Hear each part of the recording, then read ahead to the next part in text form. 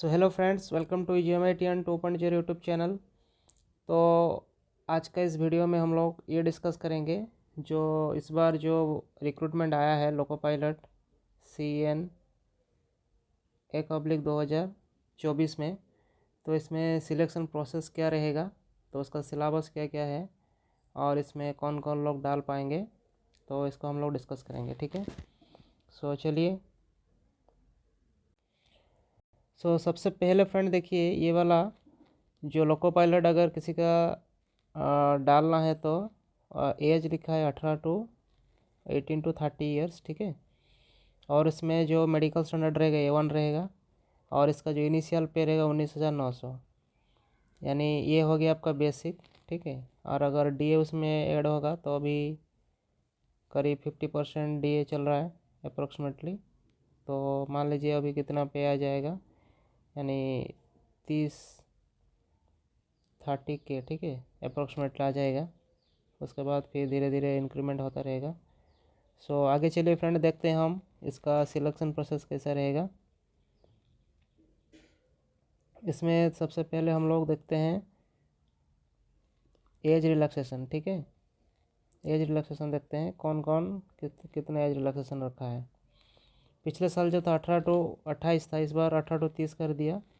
और SC/ST के लिए 5 साल, OBC के लिए 3 साल, एक्स सर्विसमैन के लिए 3 ईयर्स। ठीक है, और अगर कोई रेल का स्टाफ है, ठीक है, यानी रेलवे में अगर कोई का जॉब कर रहा है तो उनके लिए वो मिनिमम अगर 3 साल सर्विस में है, ठीक है, तो उनके लिए 40 साल, OBC के लिए 43 एंड SC/ST के लिए 45। अगर कोई दूसरा रेल का क्वासी एडमिनिस्ट्रेटिव ऑफिस में काम कर रहा है तो 5 ईयर्स। ठीक है, female candidates who are widowed, ठीक है, विडोड और डिवोर्स जो फीमेल कैंडिडेट है उनके लिए भी एज रिलैक्सेशन है। और कोर्स कंप्लीटेड एक अप्रेंटिस जो लोग कर दिए हैं उनके लिए भी रहेगा कुछ एज रिलैक्सेशन। तो इसी तरह है, ये है एज रिलैक्सेशन। अब हम चलेंगे सिलेबस के ऊपर, कैसे क्या सिलेबस रहता है देखते हैं। ठीक है, और सिलेक्शन प्रोसेस इसका क्या रहेगा। तो हम लोग आते हैं यहाँ पे, देखिए कितना स्टेज आपको पार करना पड़ेगा। यहाँ पे लिखा है, देखो पहला है एक CBT 1 होगा, फिर एक CBT 2 होगा, फिर एक होगा कंप्यूटर बेस्ड एप्टीट्यूड टेस्ट होगा, 3 हो गया। उसके बाद डॉक्यूमेंट वेरिफिकेशन होगा, नेक्स्ट होगा आपका मेडिकल। ठीक है, उसके बाद आपको ज्वाइनिंग आएगा जिन लोग का सिलेक्शन होगा। फर्स्ट स्टेज में क्या क्या रहेगा सवाल और कितना मार्क्स का रहेगा, देखो यहाँ पे लिखा है। देखो जो CBT 1 के लिए, ठीक है, 60 मिनट्स का एग्ज़ाम होगा, यानी 1 आवर्स। नंबर ऑफ़ क्वेश्चंस रहेगा 75 और मार्क्स भी रहेगा 75। एवरी करेक्ट आंसर के लिए आपको 1 मार्क्स मिलेगा। अगर आपका 1/3 फॉर एनी इनकरेक्ट आंसर, अगर कोई नेगेटिव मार्किंग है इसमें 3, अगर आप 3 क्वेश्चन अगर मिस्टेक करते हैं तो उसमें 1 मार्क्स माइनस होगा। उसके बाद नॉर्मलाइजेशन भी है। ठीक है, नॉर्मलाइजेशन भी मार्क फाइनल मार्क्स जो होता है वो कम बेसी होता है। उसके बाद हम लोग आएंगे सिलेबस के ऊपर, कैसे क्या आएगा देखिए। उसमें मैथमेटिक्स है, ठीक है, पहले मैथमेटिक्स है। उसमें आपको बुक्स जो फॉलो करना है वो RS अग्रवाल। ठीक है, उसके बाद मेंटल एबिलिटी आपको जो जनरल रीजनिंग जो होता है, ठीक है, वो अगर RS अग्रवाल के पास है तो अच्छा है। ठीक है, नेक्स्ट है जनरल साइंस तो almost you all of you know, अगर आर्यंट है नहीं तो लुसेंट है। ठीक है, उसमें वो दिया है अप टू 10th स्टैंडर्ड, नहीं तो कोई कोचिंग इंस्टीट्यूट अगर है तो वहाँ से भी आप लोग पढ़ सकते हो। ठीक है, जनरल अवेयरनेस यानी जो करंट अफेयर्स रिलेटेड सवाल आएगा। ठीक है, ये 4 आपका हो गया फॉर CBT 1। क्या क्या, mathematics, reasoning, general science and general awareness.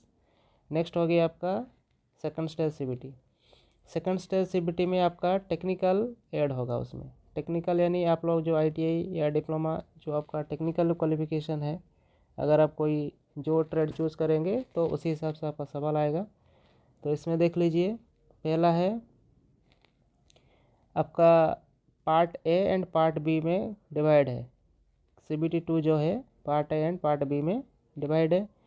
Total duration रहेगा 2 आवर्स 30 मिनट। टोटल क्वेश्चन रहेगा 175। 175।